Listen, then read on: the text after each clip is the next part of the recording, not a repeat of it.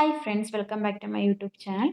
So today I am going to discuss about the same topic, Media Access Control, Standard Ethernet IEEE 802.3.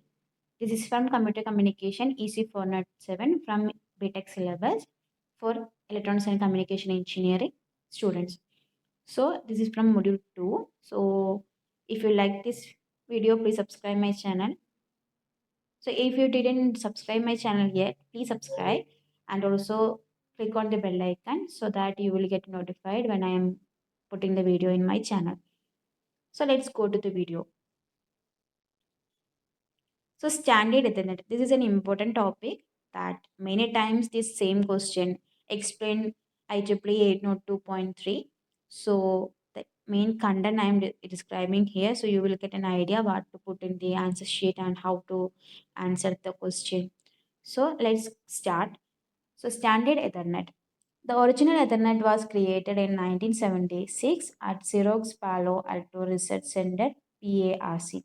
Since then, it has gone through four generations: standard Ethernet 10 MB per second, fast Ethernet 100 MB per second, gigabit Ethernet 1 GB per second, then 10 gigabit Ethernet 10 GB per second, as shown in figure. So Ethernet evolution is like this: standard Ethernet, fast Ethernet, gigabit Ethernet, 10 gigabit Ethernet.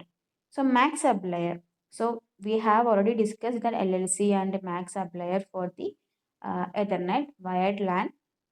So here max sublayer 802.3. In standard Ethernet 802.3, the max sublayer governs the operations of access method. So max sublayer is mainly used for, or it governs the operation of the access method. It also frames data received from the upper layer and passes them to the physical layer. So framing is also happening in max sublayer, and it will receive from the upper layer and passes to the physical layer. And frame format. The Ethernet frame contains 7 fields: preamble, SFT, DA, SA, length or type of the protocol, data unit, that means PDU, upper layer data, and the CRC. So Ethernet does not provide any mechanism for acknowledging received frames, making it what is known as unreliable medium. So Ethernet is a standard Ethernet is using unreliable medium because it does not provide any mechanism for acknowledging the received frames. Acknowledgements must be implemented at the higher levels. The format of max frame is shown here. So we have preamble of 56 bits alternate ones and zeros. SFT means start frame delimiter, and it's a flag. It's 1010 1011. So it's common to every SFT. And preamble is 7 byte and SFT is 1 byte. Destination address is 6 byte and source address is 6 byte. Length or type of is 2 bytes, and data and padding and then CRC 4 bytes. So preamble and SFT is from physical layer header. So first we go to the preamble. The first field of the 802.3 frame contains 7 bytes.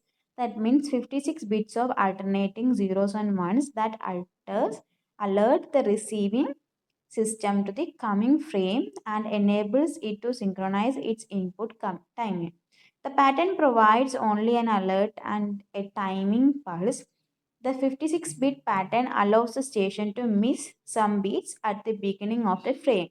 The preamble is actually added at the physical layer and is not formally part of the frame. So it is added in the physical layer, it's not a part of the frame. Start frame delimiter, SFT. The first second field. So for 1 byte, it is 10101011. Signals the beginning of the frame. SFT warns the station or station that this is the last chance for synchronization.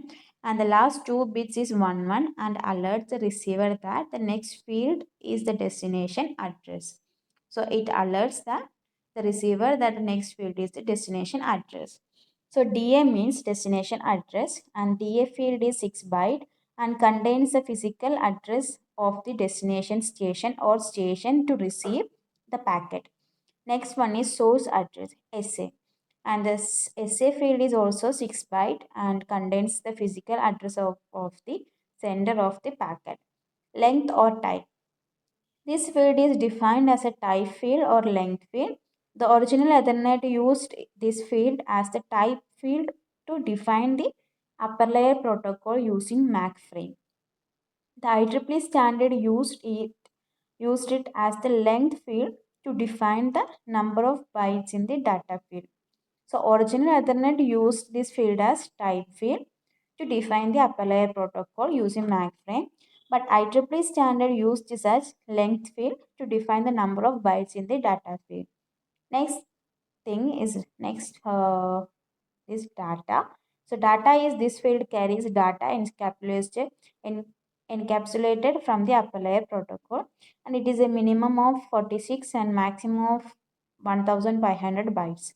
CRC is cyclic redundancy check, and the last field contains error detection information. In this case, it is CRC 32. So that is all about the frame content. So we have this much the frame format we have discussed about. Now the standard Ethernet frame format we have discussed for 802.3. So this is very important. You can use the same words, same diagrams, everything as same in the answer sheet. You will get the best mark. Try to include all the points. So next is frame length. So Ethernet has imposed restriction on both the minimum and maximum length of a frame as shown in figure. So minimum frame length is 512 bits or 64 bytes. Maximum length is 12144 bits or 1518 bytes. The length, the minimum length restriction is required for the correct operation of CSMA CD. An Ethernet frame needs to have a minimum length of 512 bits or 64 bytes. As part of this length, the header and the trailer, if we count 18 bytes of the header and trailer, 6 bytes of source code, 6 bytes of destination address, 2 bytes of length or type, and 4 bytes of CRC. Then the minimum length of the data from the upper layer is 64 minus 18 equal to 46 bytes. So if the upper layer packet is less than 46 bytes, padding is added to make up the difference. The standard defines the maximum length of the frame without preamble and SFT field is 1518 bytes. If we subtract the 18 bytes of the header and trailer, the maximum length would be, the length of the payload is 1500 bytes. So the maximum length restriction has two historical reasons. First, memory was very expensive when Ethernet was designed. A maximum length restriction helped to reduce the size of the buffer. Second, the maximum length restriction prevent one station from monopolizing the shared medium, blocking other stations that have to send data, that have data to send. So these are all about the restriction of maximum length restriction in the frame. So next is addressing. So each station has a on an Ethernet network, PC or workstation or printer has its own network interface called NIC. NIC fits inside the station and provides the station with 6 byte physical address. As shown in figure, the Ethernet address is 6 byte, that means 48 bits, normally written in hexadecimal notation with the colons between the bytes. So 6 bytes, 12 hex digits, 48 bits. So this is pointing one of the address that is used in Ethernet network. So we have three types of addressing methods: unicast, multicast, and broadcast addresses. A source address is always a unicast address. The frame comes from only one station. The destination address, however, can be unicast or multicast or broadcast.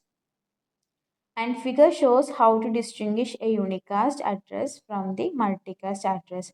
So unicast means 0 will be the end of the byte 1, and multicast is it will be the it will be 1 at the end.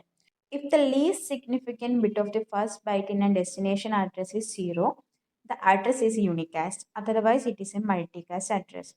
A unicast destination address defines only one recipient and the relationship between the sender and receiver is one to one. A multicast destination address defines a group of addresses. The relationship between the sender and the receiver is one to many. The broadcast address is a special case of the multicast address. The recipients are all the stations of the on the LAN, and the broadcast destination address is 48 ones. So, for example, define the type of the following destination addresses. So there are three examples are given. So we need to define the type of addresses or destination addresses. So if we see the first one, so first one is a unicast address because A is binary is 1010. So we need to check the last byte. We need to check the last byte. A is 1010. It is even. That means 10. So this is a unicast address. And the multicast address is because the last bit is 0. So that's why we are saying it is a unicast address. Second one is a multicast address because 7. 7 means E is a binary is 0111. It is odd and the last bit is 1. So then it is a multicast address. And the C is full are F. All are F. F means all are ones. So this is a broadcast address because all digits are F. So this way we can define the type of address. An example shown here 47. So 4720 1B 2E 08 double E is sent out online. So we need to mention that in the binary format. So we can mention directly it if there is no zeros. If required padding is required, you can add zeros to the left side. So we will get the address of the particular destination address. So these are all about the IEEE 802.3. So we will continue this on the next section also. So if you have any doubt, please share in the comment box. If you like this video, please subscribe my channel, like, share and comment. See you in the next video. Thank you.